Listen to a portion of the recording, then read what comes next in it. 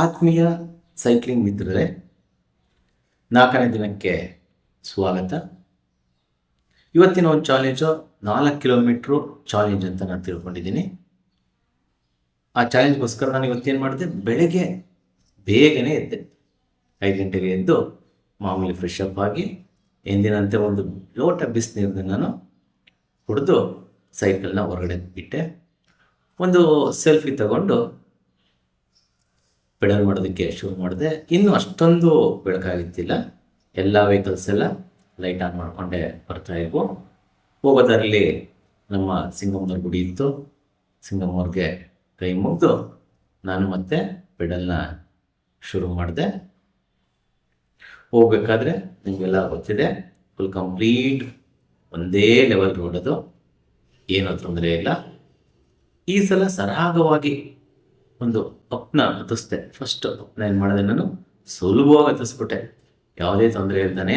ಅಂದರೆ ಫುಲ್ಲು ಮತ್ತೇನು ಮಾಡ್ತಿದ್ದೆ, ಗೇರ್ ಶಿಫ್ಟಿಂಗ್ ಫಸ್ಟ್ ಗೇರಲ್ಲಿ ನಾನೇನು ಮಾಡ್ತಾಯಿದ್ದೆ, ಶಿಫ್ಟ್ ಮಾಡಿಕೊಂಡು ಈಸಿಯಾಗಿ ಹತ್ತಿಸ್ತಾ ಇದ್ದೆ. ಇವಾಗ ಏನು ಮಾಡಿದೆ, 3ನೇ ಗೇರಲ್ಲಿ ಅಪ್ನ ಸುಲಭವಾಗಿ ಹತ್ತಿಸ್ದೆ ನಾನು ಅಲ್ಲಿ. ನೆಕ್ಸ್ಟು ಕೋಡಿಮಾಲ್ನಲ್ಲಿ ನೋಡ್ಬೋದು, ಇದರಲ್ಲಿ ಸುಲಭವಾಗಿ ಹೋಗ್ತಾ ಇದೆ.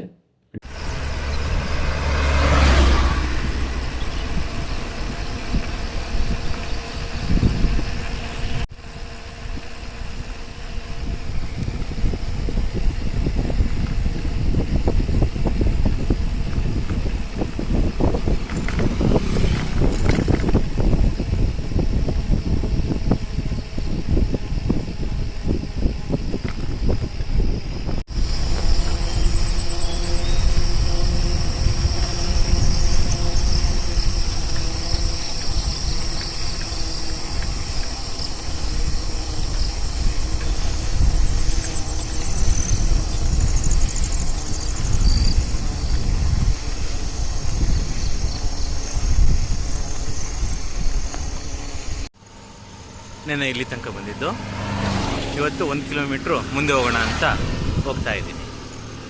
ನೆಕ್ಸ್ಟ್ ಒಂದು ಸಣ್ಣ ಅಪ್ ಇದೆ, ಅದು ಹತ್ತಿಸ್ದೆ. ನೆಕ್ಸ್ಟು ಡೌನ್ ಇದೆ, ಅಲ್ಲೊಂದು ವಿಡಿಯೋ ಮಾಡಿದೆ. ಸ್ಮಾಲ್ ಅಪ್ನ ಹತ್ತಿಸ್ದೆ. ಈಗ ಫುಲ್ ಡೌನ್ ಇದೆ, ನೋಡ್ತಾ ಇರ್ಬೋದು ನೀವು.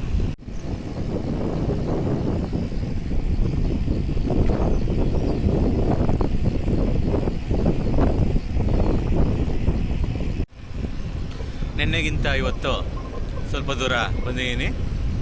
ನಿಯರ್ಲಿ 1 ಕಿಲೋಮೀಟ್ರು ಬಂದಿದ್ದೀನಿ ಅಂತ ನಾನು ತಿಳ್ಕೊತೀನಿ. ನೋಡೋಣ ಎಲ್ಲಿ ತನಕ ಡೌನ್ ಇರುತ್ತೋ ಅಲ್ಲಿ ತನಕ ಹೋಗೋಣ, ಮತ್ತೆ ರಿಟರ್ನ್ ಆಗೋಣ. ಚಿಕ್ಕಳಲೆ ಗೇಟ್ ರೀಚ್ ಆಗಿದ್ದೀನಿ. ಇವತ್ತಿನ ಚಾಲೆಂಜು 4 ಕಿಲೋಮೀಟ್ರು ಕಂಪ್ಲೀಟ್ ಆಗಿದೆ. ಈಗ ಸ್ವಲ್ಪ ಹೊತ್ತು ರೆಸ್ಟ್ ಮಾಡಿ ರಿಟರ್ನ್ ಮನೆಗೆ ಹೋಗೋಣ. ಹೋಗ್ಬೇಕಾದ್ರೆ ಒಂದು ದೊಡ್ಡ ಹಂಪಿದೆ, ನೋಡೋಣ ಪೆಡಲ್ ಮಾಡೋದಕ್ಕಾಗುತ್ತೋ ಇಲ್ವೋ ಅಂತ ಗೊತ್ತಿಲ್ಲ. ಟ್ರೈ ಮಾಡ್ತೀನಿ, ಆಗಲಿಲ್ಲ ಅಂದರೆ ನಡ್ಕೊಂಡು ಹೋಗ್ತೀನಿ.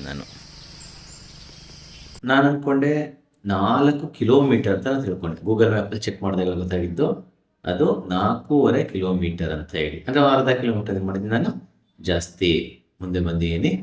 ಇದು ಒಳ್ಳೆ ವಿಚಾರನೆಯ.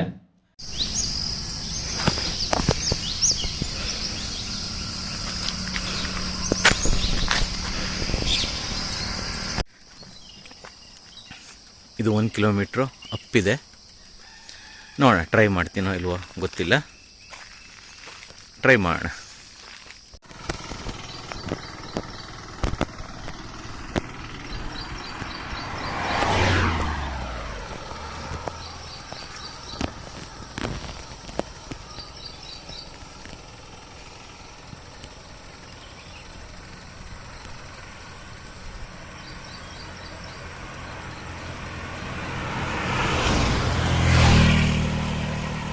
ನೋಡೋಣ 4 ಕಿಲೋಮೀಟ್ರು ಕಂಪ್ಲೀಟ್ ಮಾಡಿದ್ದೀನಿ. ಮನೆಗೆ ಹೋದ್ಮೇಲೆ ಗೊತ್ತಾಗುತ್ತೆ, ಅಥವಾ ಮಧ್ಯಾಹ್ನ ಮೇಯಿಂದ ಗೊತ್ತಾಗುತ್ತೆ ಕಾಲು ನೋವಾಗುತ್ತೋ ಇಲ್ವೋ ಅನ್ನೋದು. ಸ್ವಲ್ಪ ನೋವು ಬಂದರೆ ತೊಂದರೆ ಇಲ್ಲ, ಯಾಕೆಂದರೆ ಸ್ವಲ್ಪ ನೋವು ಬರ್ಬೋದು ಅನ್ಕೋತೀನಿ ನಾನು.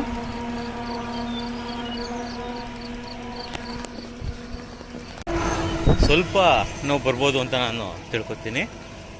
ಯಾಕೆ ಅಂತೇಳಿದ್ರೆ ಸ್ವಲ್ಪ ಪ್ರೆಷರ್ ಕೊಟ್ಟು ಅಪ್ಪನ ಹಸಿರೋದ್ರಿಂದ ಬರ್ಬೋದು ಅಂತ.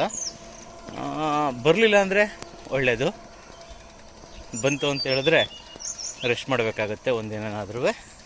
ನೋಡೋಣ ಮುಂದೆ ಏನಾಗುತ್ತೋ ಗೊತ್ತಿಲ್ಲ. ಈ ಅಪ್ಪನ್ನ ನಿಧಾನಕ್ಕೆ ನೆಡ್ಕೊಂಡು ಹತ್ತಿಸ್ತಾ ಇದ್ದೀನಿ ನಾನು. ನಿಧಾನಕ್ಕೆ ನೆಟ್ಕೊಂಡ್ಬಂದು ಈಗ ಡೌನ್ ಇದೆ. ಡೌನ್ ಆದಮೇಲೆ ಮತ್ತೆ ಕೋಡಿಮರನಹಳ್ಳಿ ಅಪ್ ಬರುತ್ತೆ. ಇವತ್ತು ಕೋಡಿಮರನಹಳ್ಳಿ ಅಪ್ಪನ್ನ ಆರಾಮಾಗಿ ಹತ್ತಿಸ್ತೀನಿ ಅಂತ ನಾನು ತಿಳ್ಕೊಂಡಿದ್ದೀನಿ. ಯಾಕೆಂದರೆ ಅಷ್ಟೊಂದು ಅಪ್ಪಿಲ್ಲ, ಅದು ಸ್ವಲ್ಪ ಕಮ್ಮಿ ಇದೆ. ಹಸಿದ ಮೇಲೆ ನಾನು ಡೌನ್ ಇಳಿಬೇಕಾದ್ರೆ ವಿಡಿಯೋ ಮಾಡ್ತೀನಿ.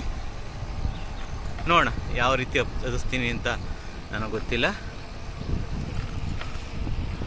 ಕೋಡಿಮರನಹಳ್ಳಿ ಅಪ್ಪನ್ನ ಆರಾಮಾಗಿ ಎಲ್ಲೂ ಬ್ರೇಕ್ ಕೊಡ್ದಂಗೆ ನಾನು ಹಸಿದ್ದೀನಿ. ಏನಂತದೇನೋ ಟಯರ್ಡ್ ಆಗಿಲ್ಲ. ಸ್ವಲ್ಪ ಅಪ್ಪಲ್ವಾ, ಸ್ವಲ್ಪ ಉಸಿರು ಬಂದೇ ಬರುತ್ತೆ.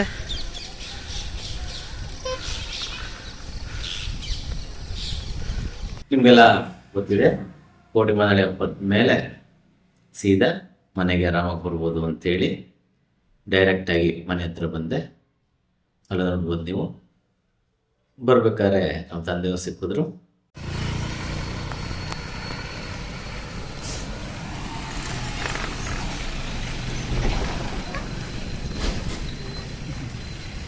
ವಾಕ ಹಾಂ ಹಾಂ ಎಲ್ಲ ಇರಿಸ್ಕೊಂಡು ನಮ್ಮಪ್ಪ ಬರಬೇಕಾದ್ರೆ ಸೈಕಲ್ ಇಸ್ಕೊಂತು. ಹಂಗಾಗಿ ಮನೆ ಹತ್ರ ನಾನು ವಾಕ್ ಮಾಡ್ಕೊಂಡು ಹೋಗ್ತಾ ಇದ್ದೀನಿ.